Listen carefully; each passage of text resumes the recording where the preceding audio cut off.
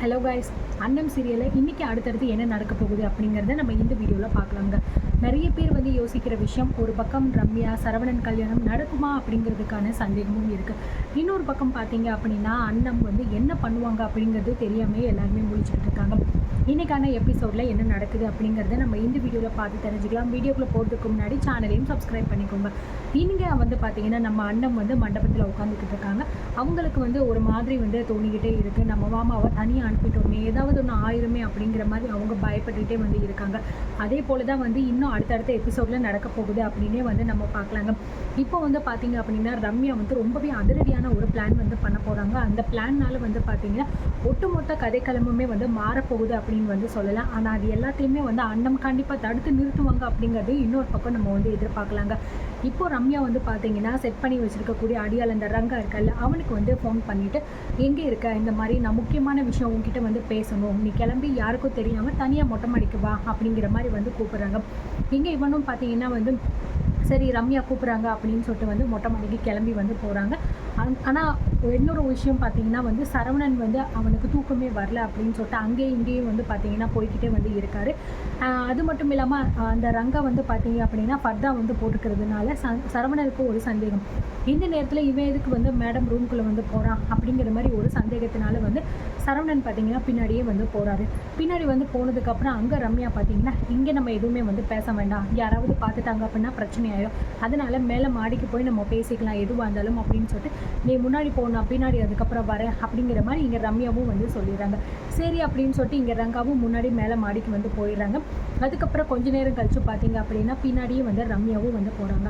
ஆனால் இது எல்லாத்தையுமே வந்து சரவணன் வந்து ஒளிஞ்சு நின்று பார்த்துட்டே தான் இருக்காரு. ரம்யாவுக்கே வந்து தெரியாமல் அவருக்கு ஒரு சந்தேகம், இல்லை ஃபர்தா போட்ட பொண்ணு வந்து ரம்யாவோட ஃப்ரெண்டுன்னு தானே வந்து சொன்னாங்க, அப்புறம் எதுக்காக வந்து ரெண்டு பேரும் இப்படி தனியாக இந்த நேரத்தில் போய் மாடியில் பேசணும், அப்படி என்ன தான் நடக்க போகுது அப்படின்னு ஒன்றும் புரியலையே அப்படிங்கிற மாதிரி இங்கே வந்து பார்த்தீங்கன்னா சரவணனும் வந்து நின்று யோசிச்சுக்கிட்டே இருக்கும்போது அதுக்கப்புறம் பார்த்தீங்க அப்படின்னா இந்த பக்கம் வந்து திடீர்னு வந்து அண்ணத்துக்கு ஒரு கனவு வருது.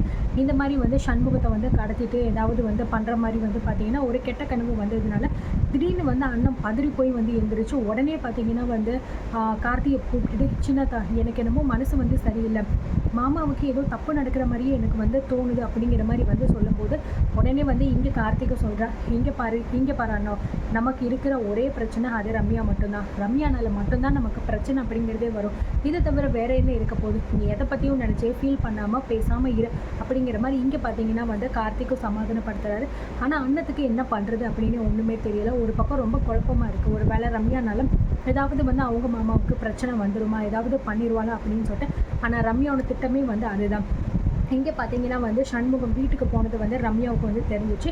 இதுக்கப்புறமே வந்து சும்மா விடக்கூடாது அப்படிங்கிறதுக்காக ஏற்கனவே வந்து பார்த்தீங்கன்னா ரம்யா வந்து அவங்களோட அடியாளுக்கு ஃபோன் பண்ணி இப்போது வீட்டில் நீங்கள் வந்து போனீங்க அப்படின்னா சண்முகத்தை வந்து கடத்திட்டு வரலாம், வீட்டில் அவர் வந்து தனியாக தான் இருக்கார், அந்த வாத்தி என் பேச்சை மீறி என் கல்யாணத்துக்கு தாலி எடுத்து கொடுக்காமல் இருக்கார், கண்டிப்பாக நான் அவருக்கு வந்து ஒரு பாடம் புகட்டியே ஆகணும், அதனால் நான் சொல்கிறத நீங்கள் செய்யுங்க, உன் அடியாள் எல்லாத்தையுமே வந்து கூட்டிகிட்டு நீ நேராக வீட்டுக்கு போ, அங்கே போனால் யாருமே இருக்க மாட்டாங்க, சண்முகம் மட்டும்தான் தனியாக இருப்பார், யாருக்கும் தெரியாமல் நைஸாக அவரை கடத்திட்டு நான் சொல்கிற மாதிரி நீ வந்து பண்ணு அப்படின்னு சொல்லிட்டு அவருக்கு வந்து ஒரு சில ஐடியாலாம் கொடுத்து சண்முகத்தை வந்து பார்த்தீங்கன்னா கடத்தவும் வந்து சொல்லிடுறாங்க.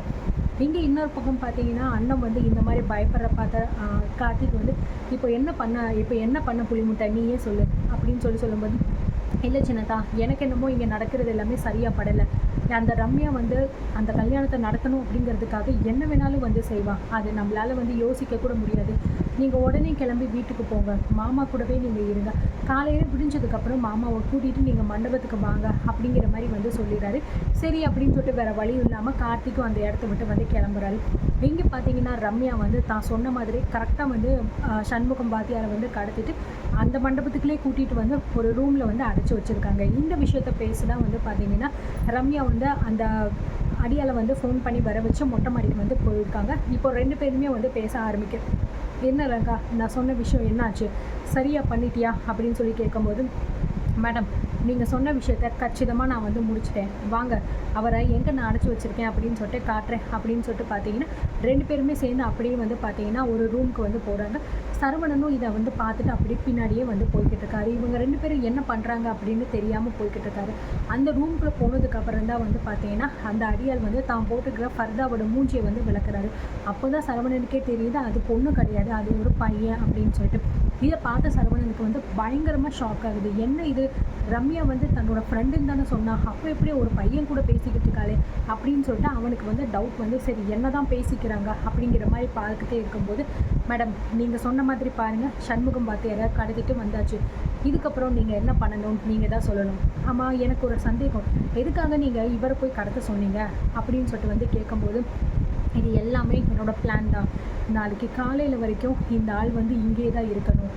நான் வந்து நினச்ச மாதிரியே வந்து இவர் கையால் தாலி கட்டிக்கிறது மட்டும்தான் என்னோடய வேலை அப்படின்னு சொல்லிட்டு வந்து சொல்லும்போது, அதுக்கு நீங்கள் இவரை கடத்துக்க சொல்லியிருக்கக்கூடாது மேடம். இவருக்கு சம்மந்தப்பட்ட இவருக்கு ரொம்ப முக்கியமான ஆட்களை வச்சு நீங்கள் கடத்த சொல்லியிருந்தீங்க அப்படின்னா இவர் உங்களுக்கு தாலி எடுத்து கொடுப்பார் இல்லையா அப்படின்னு சொல்லும்போது, எனக்கு நீ ஒன்றும் அட்வைஸ் பண்ணாத, அதெல்லாம் நான் பார்த்துக்கிறேன் அப்படின்னு சொல்லிட்டு பார்த்தீங்கன்னா இங்கே அந்த அடியாலும் வந்து சொல்லிக்கிட்டு இருக்காரு.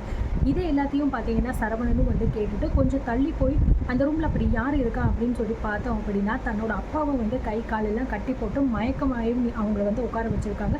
இதை பார்த்து சரவணன் ரொம்ப ஷாக் ஆகி என்ன பண்ணுறது அப்படின்னு தெரியாமல் இருக்காரு. ரம்யாவை இப்படிலாம் பண்ணுறா அப்படின்னு சொல்லிட்டு யோசிச்சுட்டே இருக்கும்போது உடனே பார்த்தீங்கன்னா அந்த அடியால் கேட்குறாங்க, மேடம் நீங்கள் தான் சரவணனை கல்யாணம் பண்ணிவிட்டு அந்த வீட்டில் போய் சந்தோஷமாக தான் நான் வாழ போகிறீங்க, அப்புறம் எதுக்கு இதெல்லாம் அப்படின்னு கேட்கும்போது, முட்டாள், நான் என்ன சரவணனை கல்யாணம் பண்ணிட்டு அந்த வீட்டில் போய் வாழ்கிறதுக்காக நான் வந்து இந்த கல்யாணத்தை பண்ணிக்க போகிறேன், அந்த குடும்பத்தையே ஒட்டு மொத்தமாக நான் வேரோட வந்து அழிக்க போகிறேன், அதுக்கான முதல் படி தான் வந்து இது.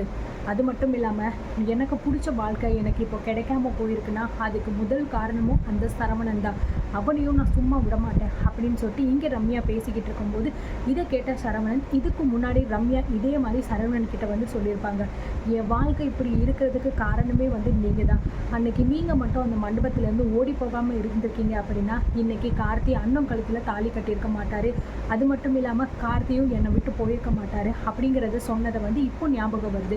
இப்போ தான் சரவணனுக்கு கொஞ்சம் கொஞ்சம் புரியுது ரம்யா எப்பேற்பட்ட ஆள், அவள் எதுக்காக இந்த கல்யாணத்துக்கு சம்மதிச்சிருக்கா, அவள் வந்து இந்த குடும்பத்தை மட்டும் கிடையாது தன்னையும் தன்னோட அம்மாவையும் பழி வாங்கணுங்கிறதுக்காக தான் அவள் வீட்டுக்குள்ளேயே வரப்போகிறா அப்படிங்கிற விஷயம் சரவணனுக்கு தெரிய வருது.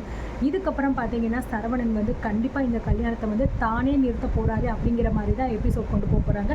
இது மட்டும் இல்லாமல் இப்போது இந்த விஷயம் பார்த்தீங்கன்னா சரவணனுக்கு தெரிஞ்சிருச்சு. அதனால் கார்த்திக்கு உடனே ஃபோன் பண்ணி அவங்க 2 பேரும் சேர்ந்து சண்முகம் வாத்தியாரை காப்பாற்றிட்டு அவர்கிட்ட மன்னிப்பு கேட்டு கடைசி நேரத்தில் தாலி கட்ட போகும்போது இந்த கல்யாணம் எனக்கு வேண்டாம் அப்படின்னு சொல்லிட்டு கல்யாண மண்டபத்துலேயே இந்த கல்யாணத்தை வந்து சரவணன் நிறுத்த போகிறாரு அப்படிங்கிற மாதிரி தான் அடுத்தடுத்த எபிசோடில் நமக்கு வந்து காட்ட போகிறாங்க. உண்மையிலேயே வந்து இந்த மாதிரி விஷயம் நடந்துச்சு அப்படின்னா இதுதான் ரம்யாவுக்கு வந்து சரியான ஒரு பதிலடியாக இருக்கும் அப்படின்னு நினைக்கிறவங்க கமெண்ட் பண்ணுங்கள்.